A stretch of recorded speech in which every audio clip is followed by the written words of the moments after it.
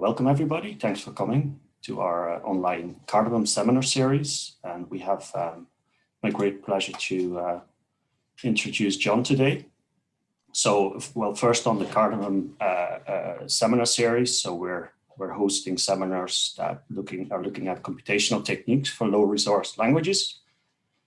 And as a side note, we're always looking for interesting speakers. So if yourself or someone in your department is working on anything that you will see in the next half an hour or so, then get in touch with us. We have a couple of slots available over the next couple of months. And in terms of housekeeping, I suppose maybe you can stop sharing your screen for the duration of the talk, and maybe also mute yourself. And in terms of questions, feel free to drop questions in the chat, and I will read them out. Or obviously, if you want to ask them, I suppose in person directly, you can turn on your mic at the end of the presentation as well. So let me introduce John McCrae. For those of you who don't know him already, John obtained his PhD from the National Institute of Informatics in Tokyo in Japan. And he was a postdoctoral researcher at the University of Bielefeld in Germany until 2015. And then he joined what is now known as the Data Science Institute, and he's the unit leader of the Linguistics data unit and a lecturer above the bar. So the Data Science Institute obviously is part of NUI Galway. And I suppose John has published widely on topics at the intersection of natural language processing, machine learning, lexicography, and linked data. And he's also involved with many international projects such as eLexis and Pretalot. But more importantly, for today, he's the principal investigator of the Irish Research Council funded Cardamom project, and that's what he will be talking about today. So without further ado, I'll give the floor to John. Thanks to all for coming. Okay, thanks Doris for the introduction. Yeah, so today I'm going to talk about the Cardamom project. So this is funded through the IRC's Consolidated Laureate Grant, which was a funding mechanism for basic research modeled on the European Research Council grants. So I was very lucky to get this. I'm also going to talk a little bit about some related research that I've been doing in national centres. So I'm part of two Irish centres, the Insight Centre for Data Analytics and the ADAPT Centre for Content Analytics. So some of the work I've been doing in those centres, which is related to this. So I'll start a bit by talking about the Cardamom project. So the Cardamom project, I was able to put together a great team. So the main postdoctoral researcher on this is Theodore Svanson, who just introduced me. We also have two PhD students who are directly funded by this, Oksana and Gustav. And I've also managed to bring in a few other people in associate roles with funding partly from other sources. So Bernardo, who's one of our technical whizzes here, Bharati, who is now a postdoctoral researcher with us, and time this project started was doing his PhD on machine translation for under-resourced languages. Adrian, who's looking at NLP for Old Irish, and Priya, whose work is funded through the CRT and AI and is looking at code switch language identification. So all very relevant topics. So it's a nice little cluster we have working on this here in Galway. So when I pitched this project, I kind of saw it really about bringing three things together. So first of all, there's a lot of work going on in big data, particularly in terms of linked data. So for big data, we're looking at social media, linked data sources, trying to bring together all this information that we have about under-resourced languages, because we really saw that it's the case, but there's so much now available on the web that even languages which previously would have been very, very difficult to do any data collection, we can now actually do surprisingly well at picking data just looking at the web. And I've got an example of this coming up later. The second aspect was, of course, deep learning. Deep learning, of course, is I'm sure as everyone is aware, is the big hype topic, the big, revolution in natural language processing in AI. And we wanted to see how deep learning models could apply to under-resourced languages, particularly as it was fairly obvious that the natural thing about deep learning is that it requires huge amounts of data, and this contradicts the very kind of fundamental thing about under-resourced languages, that we have a lack of data. So the way I was all bringing those together was based around this idea of the comparative method. So this is bringing in the linguistics aspect, and noticing that for a lot of under-resourced languages, they're not generally isolate languages with no relation to anything nearby. They're often actually very closely related, sometimes even mutually intelligible with better resourced languages. So looking at how we can take advantage of that is sort of the core idea, and how this can be built into deep learning models and using some of the new technologies we have in kind of data science and building a linguistic data science. So this is kind of the kind of fundamental idea that there is a resource gap, the idea that you might need a certain number of, say, 10 million words to build a machine translation system. And there might be languages like German where you have way more than this.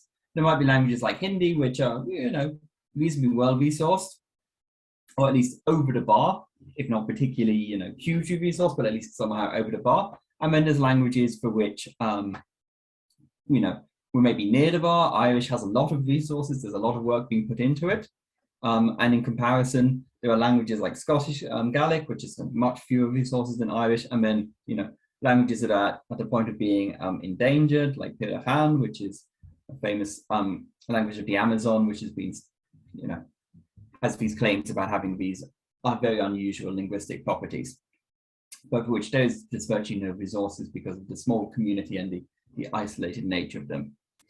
So the idea of the project is really to try to do two things: to push up the resources, at least for those languages where there is a digital presence and we're not capturing it properly, but also to reduce the need for NLP, so to lower that bar while also increasing for some languages the amount of resources we have. So to give you an example, we'll go back to Irish and Scottish Gaelic. So we know these are very similar languages. Irish speakers and Scottish Gaelic speakers can normally hold a conversation without really having any familiarity or any kind of tuition in each other's languages. So it can certainly be said that, an Irish speaker will learn Gaelic very, very quickly because, so much of the vocabulary is similar, and so much of the grammar is very similar. So one of the kind of fundamental questions is, well, can we apply this the same in an AI setting? That is, can we do something like try to teach an AI Irish first, which has slightly more resources developed, and then can it perform better at something like Gaelic? So to give you an example, let's say we're trying to make a machine translation system. So we might take a very typical Irish phrase like, Tamig Ma, and we see this rendered in Scottish Gaelic in something that is, on the surface very similar, Tamig Ma. So it sounds quite similar, it looks quite similar, although it's important to note that not any single word here is the same. Every word has a difference in spelling. So no kind of naive method will see these languages as similar, but we need to go deeper. We need to get into something like a phonetic level. We need to understand and say the change here of the O and go to the Scottish, to the Gaelic G is a natural and normal linguistic process, which which the AI can exploit when trying to make a translation. So we could then use the fact that we have a known translation, say in Irish, and then we have a Scottish Gaelic translation here, where the surface form is so similar that we can be certain this is nearly the same as the Irish, and we can then use that to make data for English. And we can use this as a way to build translation systems for languages that are lacking in resources. So for this reason, we focused the project really on language families. And we're focusing on 4 language families for this project. In the European context, we're focusing on the Celtic and the Germanic language families. And one important thing to note is that we're also looking at historical languages. So we're looking at languages very closely related. So for the Celtic languages, we have obviously Breton, Cornish, and Welsh, which are all nearly mutually intelligible. We have Irish and Scottish, Gaelic, and then we have fairly good historical or reasonable historical corpora available for Irish and for Welsh. So, you know, we have quite a lot of text, and we can go quite a way back. In fact, for Irish texts, you know, we have texts dating back to the 7th century and some even earlier. Similarly, we looked at the Germanic family because obviously it's a very big and important family. It contains, you know, some very major world languages, English and German, as well as languages like, you know, Dutch, Danish, Swedish, Norwegian, for example, that are very, you know, have very good resources, and, you know, are very easy to collect. But there's also a lot of languages that are maybe, you know, far more under-resourced in the Germanic context. So, you know, typically have something like Bavarian, a language which, according to like Ethnologue, is something like the 10th most spoken language in Europe or something. But for which, you know, there's very little resources because nearly everyone who would speak what would be classed as Bavarian by linguists would write and, you know, work in standard German. We have languages like Frisian, we have Scots, which has a very similar situation to Bavarian, where most people who would speak what would be called Scots will, you know, write and communicate in English. So, you know, these were two good language families where we again could have a mixture of historical data, again, obviously English, Dutch, German, Norse. We have a long historical record of Germanic languages, we have minority languages, and we have some more established languages that have varying degrees of mutual intelligibility with the languages we want to study. The other language family the other two language families we looked at were both spoken primarily in India and in other South Asian countries. So we're looking first of all at the Indo-Aryan branch of the Indo-European language family. So these are the languages that are related to, well, derived mostly from Sanskrit and Pali.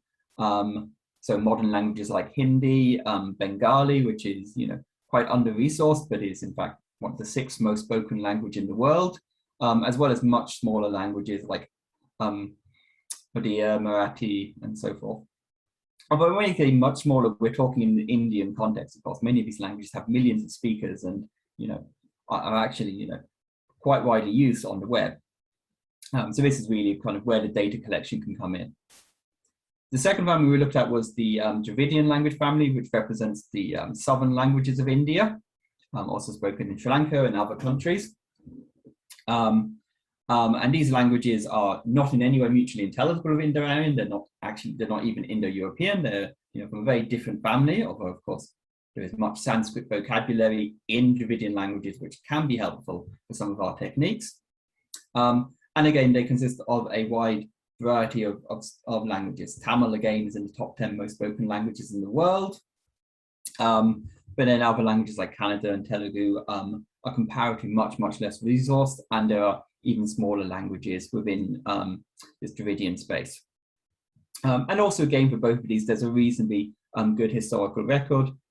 Historical Tamil goes back quite a few, many centuries, and of course Sanskrit is a very well studied historical language. So again, both of us allow us to study historical and minority languages.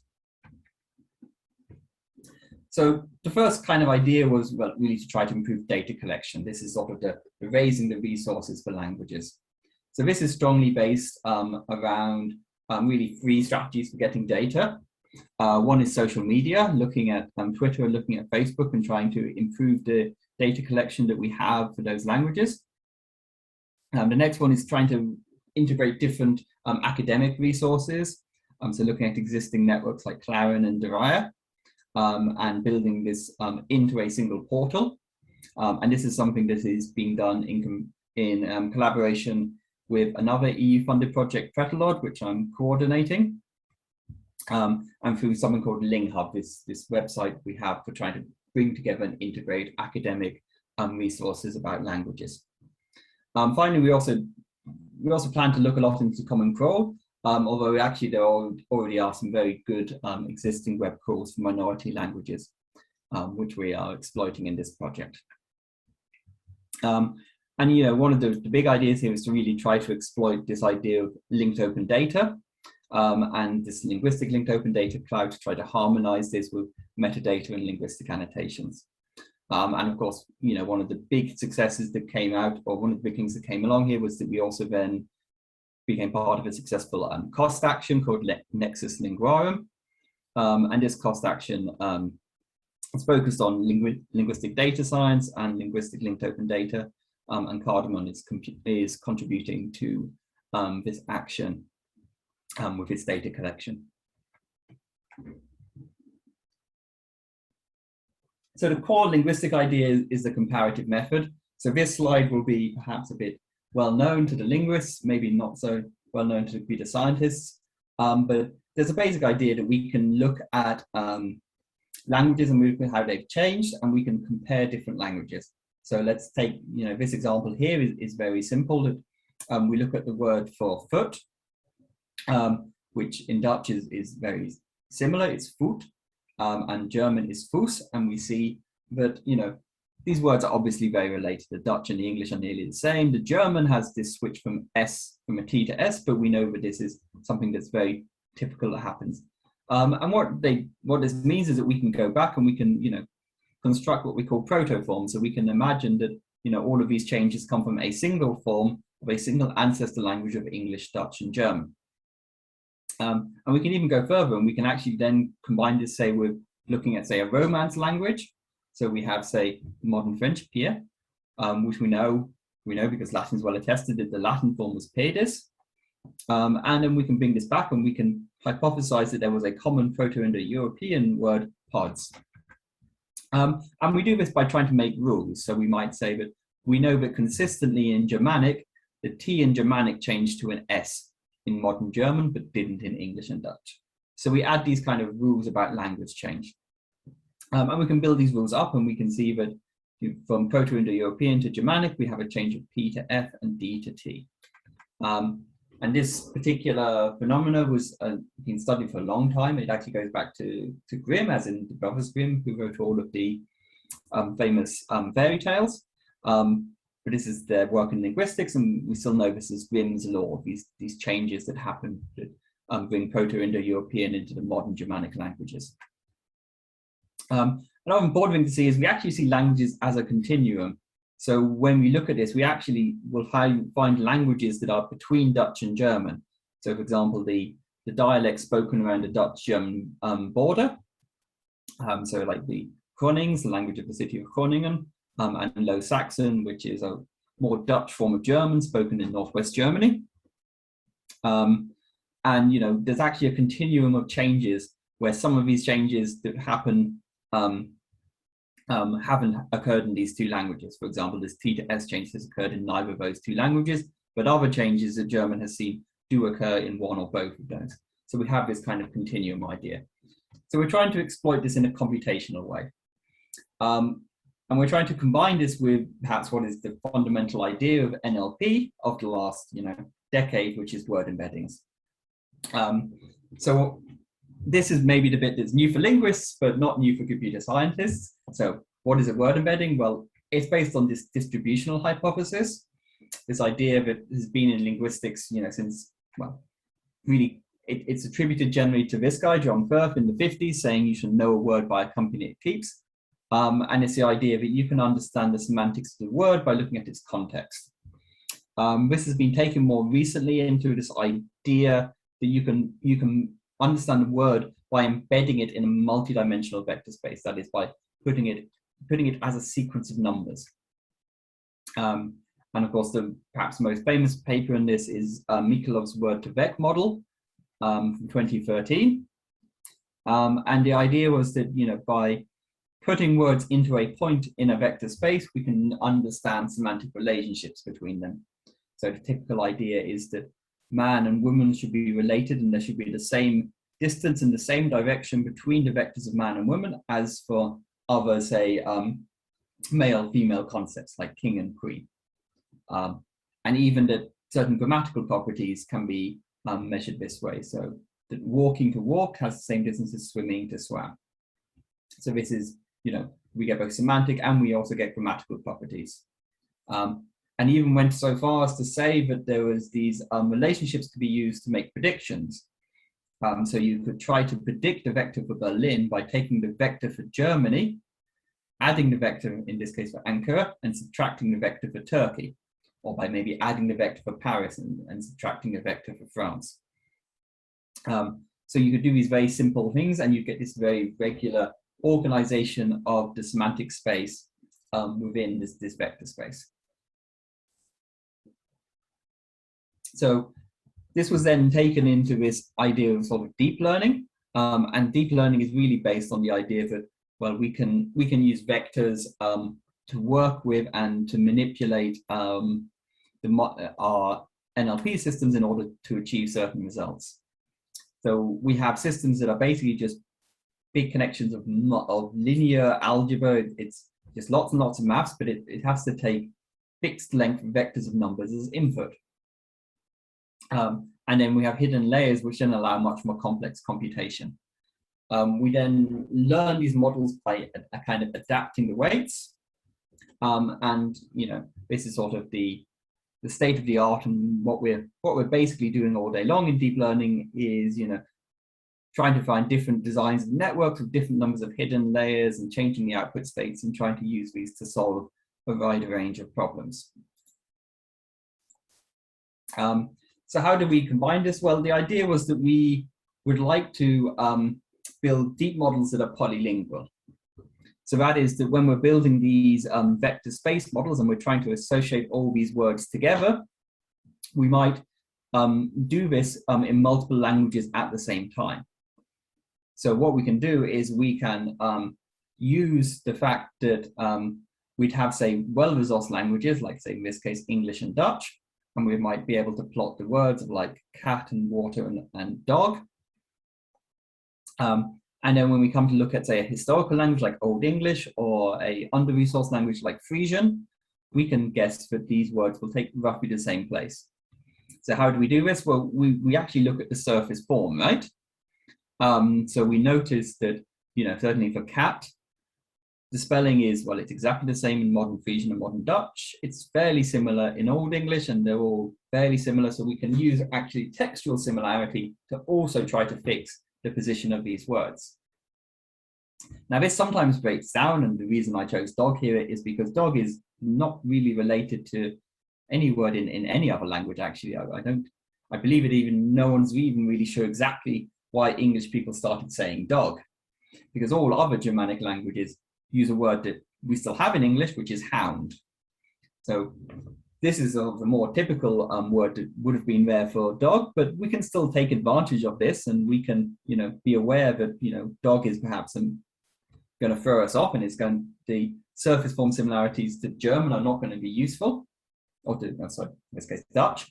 But we do have another word, hound, that we can pick up, and we can use the fact that hound and dog are similar in the English space to kind of, still make our system work and make it use this particular word here. And that's the idea, but we end up then with more of an interlingual space where we're using not just the semantic representations we learn directly from the Dutch data, but by learning them simultaneously, and then using surface similarity to further refine the model into an interlingual comparative vector model. So that's kind of the core idea. So how do we go about doing this? Well, what are we doing? We're bringing in also this aspect of dynamic word embedding. So we're looking at word embeddings over time.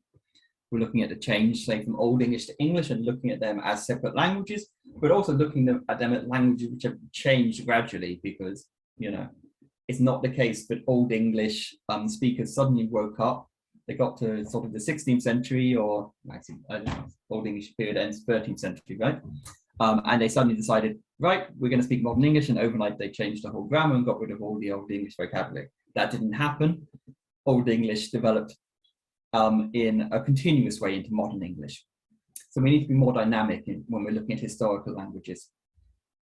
We obviously want to apply this into automated dictionary construction, which is related to other projects like the Alexis project on dictionary and modern electronic lexicography. And of course, bringing in the distributional hypothesis. So we were trying to extend the studies, on dynamic change in word embeddings, which had, had up to before this project only really been done on decades level, and we're trying to really extend it to millennia, so we can really cover the whole change of a language from, say, something like the Old English period to the current day. And of course, really work out how phonetic forms can be used alongside distributional context in the construction of vector space models. So for the rest of the talk, I'm going to talk a little bit about how we've been applying this. So first of all, we applied this in the context of kind of linguistic analysis, trying to build in useful tools for language identification. And a particular interest here, of course, is code switching. So here is an example in Tamil. It's, of course, a bit of a fake example because here we see the word wug. Wug is this made-up word used in certain linguistic examples. They ask kids, there is one wug, now there's two of them, and the kids will automatically add the plural s to this, which shows linguistic comprehension even for words they haven't seen before. And in fact, we get the same thing in code mix text, and here in this example of Tamil text, the suffix here for plural is added in a Tamil form. So wuggal is apparently the correct Tamil plural of wug. So we'll look a bit about this, and I'll talk more about this. The second application, we're looking at it in kind of applied linguistics and lexicography, so relating also to other collaborations we have, like the Center for Applied Linguistics and Multilingualism at NUI Galway and the Alexis project on the European level. And we're particularly interested in how this can be used for language learning. Finally, we're going to talk about historical linguistics and the idea of trying to build a workbench to help people work with historical language and really understand language change and things like stylometrics and cognates and such like.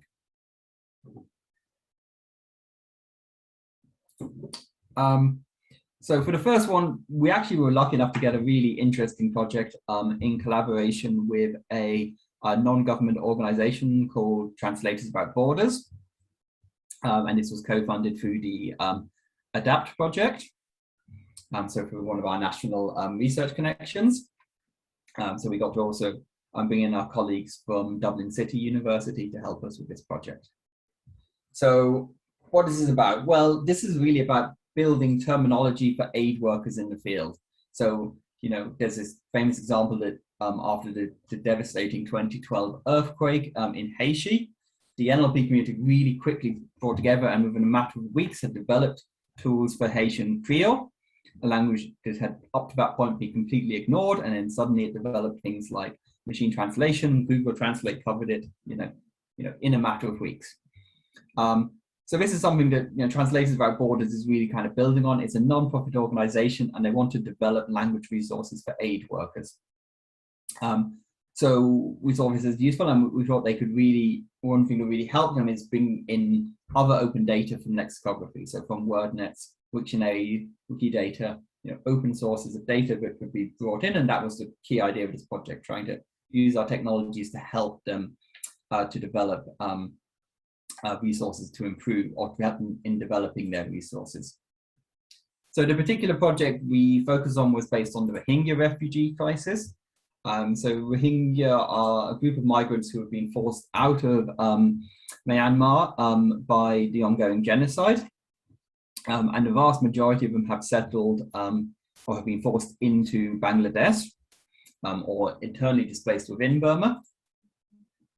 And Bangladesh is mostly, it has a single national language of Bengali, but it has a number of very different dialects of Bengali, many of which are basically their own language and are fairly mutually unintelligible with the standard version. So particularly most of the refugees from Myanmar have ended up here in this area of the south east of Bangladesh, particularly in an area called Cox's Bazar. So we have quite a linguistic diverse problem here. So we have, English as a language you have to work with, because this is the language aid workers know. The international language of communication. We obviously have relevant national languages. We have standard Bengali, which is, as I said, one of the most spoken languages in the world. And of course, also the national language of Burma. which is Burmese, as well as the language that is spoken in this area of Bangladesh, which is Chittagonian, named after the capital of Chittagong. It has about 13 million speakers, and of course the Rohingya themselves have their own language, again related to standard Bengali, but quite mutually unintelligible, which is spoken by about 2 million people. So TWB glossaries really rely on the fact that the effectiveness of an aid program is about being able to speak in the language of the country. So you can't really do an aid program if you can't communicate with the people you're trying to help. So TWB's mission is to basically develop these emergency-related, very limited focused terminologies to help frontline aid workers. And the project was really about trying to increase the number of terms and the discoverability of associated terms. So this is kind of what these glossaries look like. They contain some, often very basic terms like addition and alphabet, with just translations into these languages. So they're there and they're usable by aid workers. So we first of all went and we tried to construct some corpora to help our methods. So we're looking at 5 languages with 3 different scripts. Rohingya is written in both in either Latin script or in the Bengali Assamese script. And for the 3 big languages, we could just use the usual resources. We could get data from Wikipedia. We could use parallel text from the Opus. We could get web crawl data from the Curl project from the University of Leipzig, that's collecting under resource languages.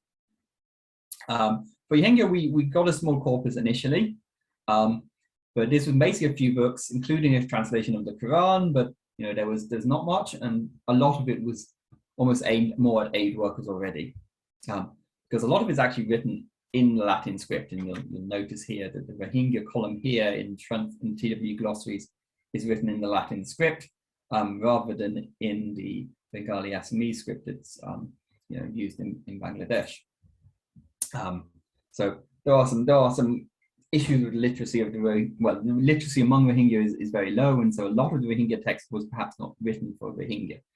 For Chittagonian, there was basically nothing. I mean, we managed to find a very small Bible translation, which gave us at least a little bit of a bootstrap to try to figure out which words are distinctly Chittagonian. And then we use this as a bootstrap to start collecting data from Facebook and YouTube. And we actually managed to get, what is now a fairly sizable corpus. In fact, for Chittagonian, it is literally the first digital corpus. The only other thing is a little small fragment of the Bible. But, we managed to get, over 10,000 words, like 20,000 words of Chittagonian, which is, one of the first corpora of this language. For Rohingya, we have like more, and obviously for Burmese and Bengali, we have much more text available. But we were able to, construct one of the first digital resources for these languages, and a much better digital resource than anything that was previously available for Rohingya. We then tried to do the linking, and our linking strategy relied on the fact that relied on English as a language. So what we're trying to do is we're trying to use the English part of the TWB glossaries, and we're trying to connect them with existing resources. So particularly, we connected them with Wikidata, so we have access to Wikipedia and a linked open data cloud, but also to English WordNet, so we could connect to all the WordNet communities and to a broader level to the Alexis resources and this European access here. So this was done through a system we've been developing for a number of years called Nash. Nash is an Irish word and it means links. And Nash is a system where we can take 2 data sets. So in this case, we're taking the TWB glossary and the target of either WordNet or Wikipedia. And we're running it through this pipeline of trying to identify the matching elements, analyze the text with text and graph analysis, try to score, and then use a constraint-based matcher in order to pick out the best linking. So I've done quite a few talks on this, and you can Google it. There's a GitHub site for this bit of software if you're interested. For this particular experiment, we looked at basically trying to use some straightforward text features. things like longest common subsequence, gap card index, ratios of the length of sentences, negation, and then some standard methods from the literature. And we compared this with a BERT-based Siamese deep neural network. So the results we got were actually a little bit surprising. We found that, honestly, the more fancy stuff we did, the worse the result got. So we tried to do some fine tuning, and we tried to do BERT, and in the end, we actually kind of unusually got to keeping the method simple, and trying to not fine tune the system too much worked better. So this was a bit of a surprising result, but it turns out that a lot of the problems aren't to do with the NLP issue of the similarity of the definition given by translations about borders and the definition in, say, Wikidata, but to do with issues of finding the correct candidates and structuring, finding potential matches. So that's where there's the most room for improvement, but we're still getting pretty decent results, enough that this can go on and be used by TWB. So what this allowed us to do is this allowed us to give them a lot of extra information about the existing resources they have. So we could use our corpora to give examples of the usage of, say, Rohingya or Chittagonian words. We could bring in information from WordNet, so we could give alternative definitions, we could give alternative English head words, and we could give related words, which might then be targets for future translation efforts by Translations Without Borders. Seeing from Wikidata, we got enough alternative definition, again, more alternative terms and related terms. And of course, from Wikidata, because it's very multilingual, this also gave us a lot of translations. So this means that we could more quickly, TWB would be more quickly able to, say, adapt their resources to, say, a language like German for maybe German aid workers. We also importantly got images. This is something that was in Wikidata that's very useful because, of course, as I said, many of the refugees are not literate, and so having pictures is maybe an easier way to communicate in written language. And of course, linking to the Wikipedia article gives loads of information that can be very useful for aid workers in the field. So we then developed an application to help TWB actually apply this. So this is web application using a Sparkle endpoint and a MySQL database. We would query the database to find the linking and bring extra information from our linked open data sources. And then this was shown in a web interface where TWB could individually review the facts that have been extracted, so like these alternative terms, and decide whether they could be added into the glossary. So this allowed the terminologists at TWB to directly have control of everything going into their glossary, but also brought in these NLP and these linked open data technologies into a very cool little application. We also use this, and we use one system here as part of the identification. So this is something that was developed by Cardamom, by one of the PhD students, Christopher Goswami, and was presented at Coling, where we developed a novel system for language identification. It's a very, very cool system. I don't quite have time to go into the details, but I would really recommend you read the paper. But we managed to beat the state of the art in terms of both unsupervised and supervised language identification. And particularly, we're doing this on fairly hard languages, or fairly similar languages, shall I say. So we're looking at South African languages, Bantu languages, which are all very closely related and nearly mutually intelligible. And we're looking at Swiss German, which is actually looking at individual Swiss German dialects. So we're trying to pick out which city a Swiss German speaker is based on how they write down their dialect. And we see Swiss German doesn't have a standardized written form. People who speak Swiss German as a language would tend to write in standard German, but when they do write in dialect, there's very distinct differences, and we're even able to, with reasonably high precision, like 75%, plus 75%, here, pick out which particular city in Switzerland they come from. That's a very strong result, and that was something that helped us a lot in the language identification within the TWB project. So we've had some, some really good outcomes. So we've got some wonderful open resources. We were able to compile new resources for languages that really lack much documentation. We've got good quality linking to Wikidata and WordNet, with the main issue being more about finding suitable candidates. Often the head word in TWB doesn't match a head word in Wikidata, and we'd miss terms because of it. And that was often more of a problem. Or the head word would match, but it would match something absolutely irrelevant. So that was often a challenge. So that's sort of more where we'd need to go next. And it's delivered a glossary tool for the partner that I believe they're still using. So the second sort of application is language learning. So we made some interesting work on this, and this was mostly led by Bernardo Stearns in my group. So we had this idea of trying to teach language learning by using these kind of code switching as a way of doing this. So what we did is we took some children's books and we translated them into Irish, and we added word level annotation. And the idea is that the child, as they're learning, would then have words occasionally interspersed in the target language. So depending on how proficient they are in the target language, we'd intersperse more frequently. So for example, here, small bird's big adventure, we'd use this word Éineann, which is small bird. So we had some interesting things here. So you'll start to notice that the word order is very odd. Like here in this second sentence, was he an bhog agus very birdie? This is because we had this question about when we start bringing in Irish word order.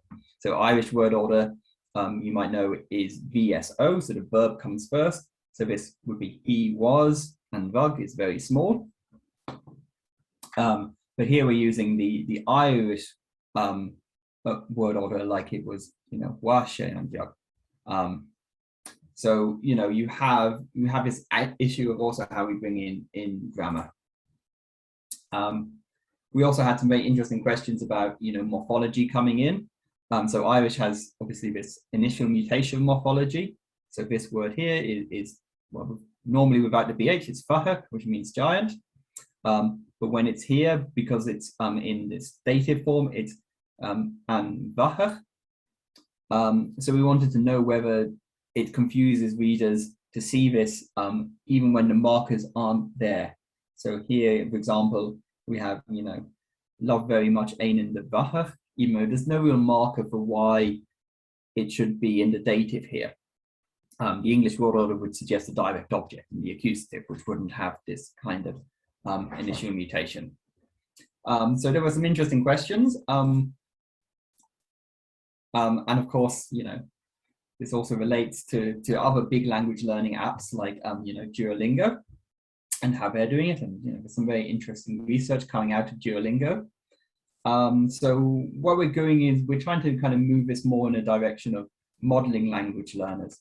So the idea is we'd have sort of a teacher, and a teacher could suggest a plan. So here is what I plan to teach to my students in class today. And the AI could look at this teacher's lesson and could immediately make personalized recommendations about the learners in the class. And it will say particularly, John will struggle with this yet because he hasn't mastered the genitive case in Irish, which is probably true. The genitive case in Irish is hard.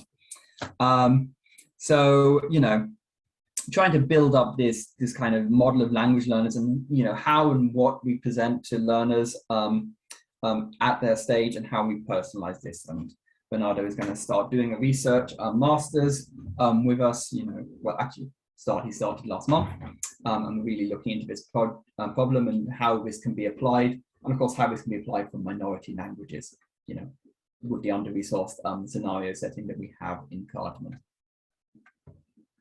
Finally, we looked a bit into we're looking a lot into computational historical linguistics, which is a very interesting area. So one of the first things we came across, particularly in the Old Irish context, is that putting spaces between words is not something that happens in historical texts. In fact, Irish was actually the first language to introduce the idea of putting spaces between words. Before that point, Latin and other languages simply never put any spaces. It wasn't a concept. But of course, as the originator of Irish, it was done in a, not necessarily a very consistent way. So we tried to ask if, can modern scholars of historical Irish, so particularly Old Irish in the period of the 6th and 9th and 10th century, understand what a word is. So we got together some Old Irish students. We asked them to take some text and to tokenize it. So we took out all the spaces like this, and we asked people to put spaces back in. What is a word? And they were not very good at it. In fact, they were not much better than guessing. And well, we were trying to present this work, and we were told, well, obviously, it's Old Irish students. They're not so proficient in the language. So we got some professors, and the professors were slightly worse, pretty much the same. They also basically struggled to get any agreement and were a little better than guessing.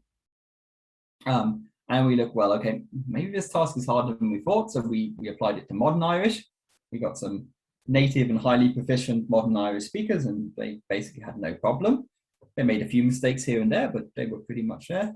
And we even got some people who had, taken Irish in school, so basically second language learners with very low proficiency. And even they could take some text and they could, put the spaces between words. So we kind of come to this thing that there's these kind of fundamental issues that some of the basic NLP assumptions that we make don't necessarily apply in a historical context. So this is sort of a challenge, and really what we're trying to do with historical linguistics is to build what we term a linguistic time machine. So the idea is we can take our NLP models and we can send them back in time. So we can have an English linguistic model, like a word embedding model, and we can turn the dial, and suddenly we can go back to early modern English, and we can, our model would suddenly go, instead of saying, why are you here? It'll be, wherefore art thou? Like the famous quote in Shakespeare's Romeo and Juliet. But that means the same thing. Why are you here is wherefore art thou? Or wherefore art thou here? And then we can even go further, and we can go back to the Old English form.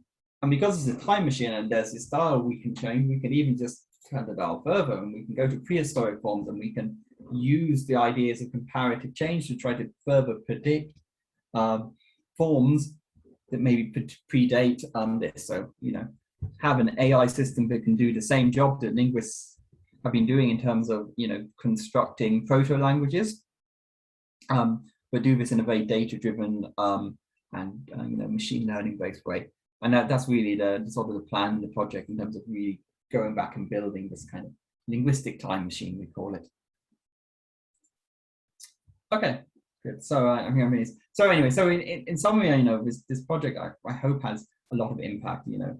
We're talking about, a billion people around the world speak what we call an under-resourced language.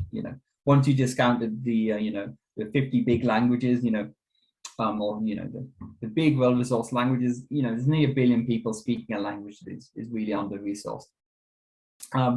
And particularly, there's an increasing interest in this. There's so many people, on platforms like Duolingo, learning languages like, Irish, Scottish Gaelic, Hawaiian, languages which, are at risk of dying out. And, suddenly if we provide resources, people get interested and they really learn it. But we also hope that it brings real benefit to society directly. Linguistic diversity is a wonderful thing, and, being able to speak more languages makes you smarter and better. And, at least I think so. So we really want to, really also, help natural language processing. A lot of these understudied languages have interesting things, different things that, the conventional natural language processing, where English is a default language, people just don't think about. But also, of course, do, good NLP, develop new models that are interesting and applicable, in a wide range of tasks, and try to show that the linguistic methodology of the comparative method is helpful in natural language processing, and bringing this in is useful. And then finally, we also really want to show impact in digital humanities, creating new resources, creating new tools, and also kind of connecting this general idea of how digital humanities and NLP interact, and how distant reading, can be a way that we can provide you insights into the kind of analysis and problems that are in the humanities. Okay, so thank you. That's my talk. I hope I wasn't too long. And I guess we can have some questions and discussion. Thanks, John. That was wonderfully comprehensive and nice and visual as well. Something that I like personally. Yeah, are there any questions? I saw one comment in the chat, but other than that, nothing yet. I don't know if, I think it's Remo, no? Maybe he wants to come in live. Oh. Good to see you again. Good to hear you again. Thank you. Good to see you all. No, actually, the comment that was just something thrown in there. I do have a couple of questions, but I'm not sure if they're maybe too long to be answered here. We were talking earlier about word embeddings, sort of parallel word embeddings between different languages, and I was kind of struggling to understand how that is implemented on a technical level. Do you have a paper on this somewhere that I can look at?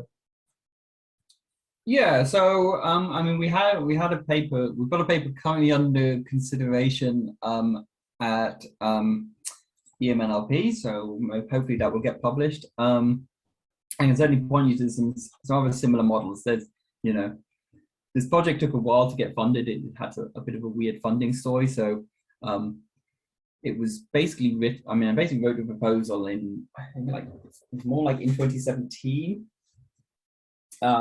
So it's the field has caught up a bit, and there are quite a few models now for simultaneously learning models across multiple languages. So generally, well, there's a few things you can do. I mean, one thing that was common even back then was to take the word embeddings, learn them independently, and then try to map one space to another. And this is generally called Procustase analysis, based on the mathematical methodology used, and there you just map one space to another. But you can also do multiple learning in the same space using techniques called meta-learning.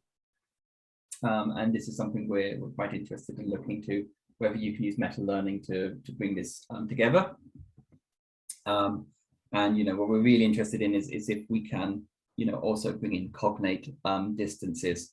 So, linguistically motivated string similarity effectively, but linguistically motivated. So it understands the changes that make sense.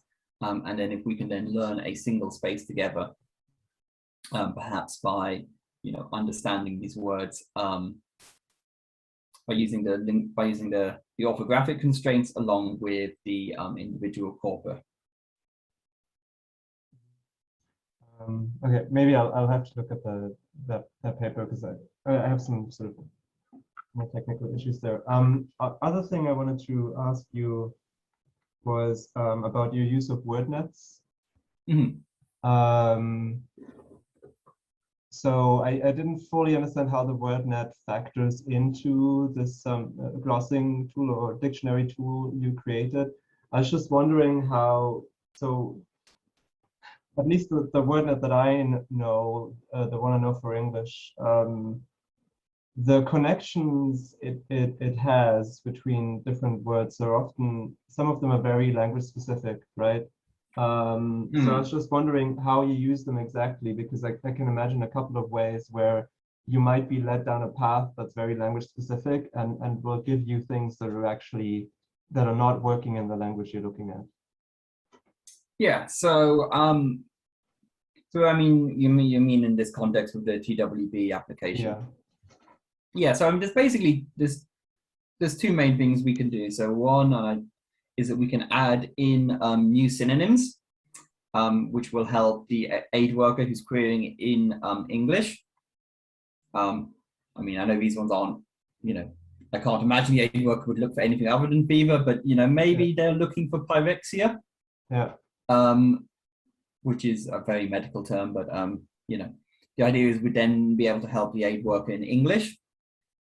But but we are also looking, and I guess it's on this slide, we're looking at, potentially other closely related terms, which then could be targets for translation. So, we're basically, it's sort of the ideas of, here are some other terms that you might want to also consider translating that have related meanings. Yeah, I see. So, Yeah, there's a thunderstorm outside. I have to close my windows real quick.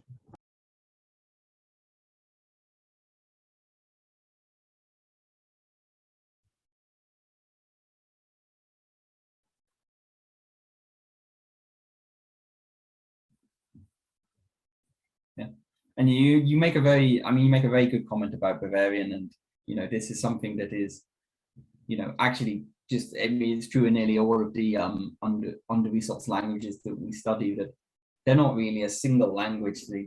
This idea of a standardized language, like we think of English, German, French, where there's very standardized, and there's dictionaries, and that's how the language is, and there's one grammar, and there's a right way to speak English. That isn't true for most languages, where there hasn't been a standardization. No one's come along and said this is standard Bavarian. In fact, it's a whole collection of dialects spoken over a large number of languages, and many of them border onto more standard German speaking areas and have less features of Bavarian. So you're right, calling Bavarian a language is sort of a bit Oh, no, don't worry. I wasn't being like, how dare you call Bavarian a language? It's just like pointing out that there are even further problems like down that road. Apologies for running away. There's a thunderstorm going on. I had to close the windows because it was knocking over everything. Yeah, so the WordNet, the related terms, I think that's more what I was thinking about. Obviously, for something like taking a vaccine, you'll find things that are fairly close. But I can imagine that in a lot of cases, in like the related terms or in the synonyms, you may find terms that are fairly language specific. And when you then directly translate those out of the context of the initial word you were sort of going into the WordNet, you might come up with slightly different results. Okay, this is now a bit too abstract, but let me try and think of an example here.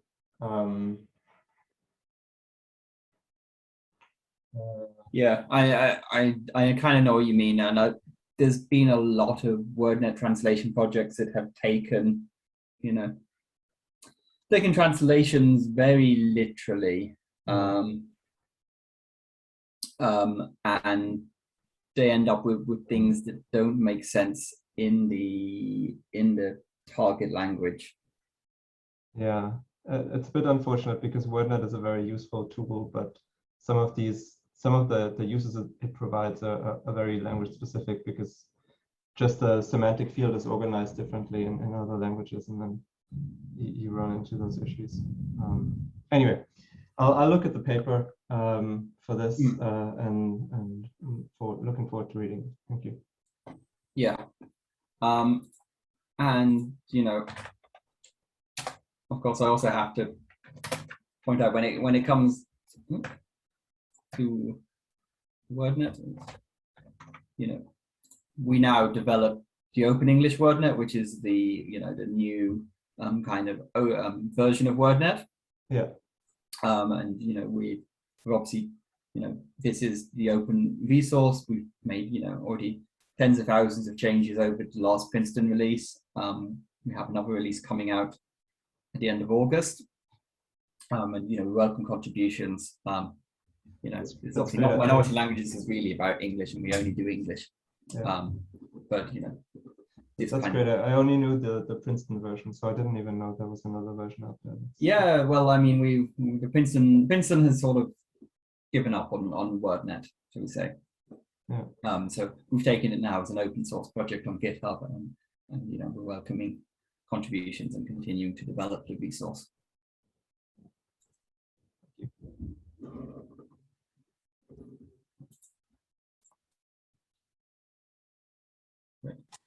Okay. Are there any other queries, questions, remarks?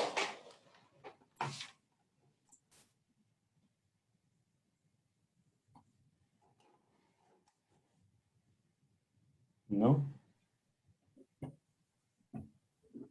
Okay. Well, thank you all for attending this, what I thought was a very, as I said, nice and comprehensive talk. And as I said in the beginning, if you know someone or if you're yourself interested in giving a talk of this nature, we have them on every month, except for next month in August. We're going on holidays, so we won't be there. But from September, we actually have a speaker from September. That will be Gregory Toner from Queen's University Belfast, who's working on Old Irish and computational methods. But after that, we're looking to get more speakers. So if you're interested, drop us an email and be sure to check out our website, cardamom-project.org. Yeah, other than that, I suppose, thanks for coming, and we'll see you soon. Okay. Yeah, Bye. thank you everyone for coming. Yeah, great. Thank you.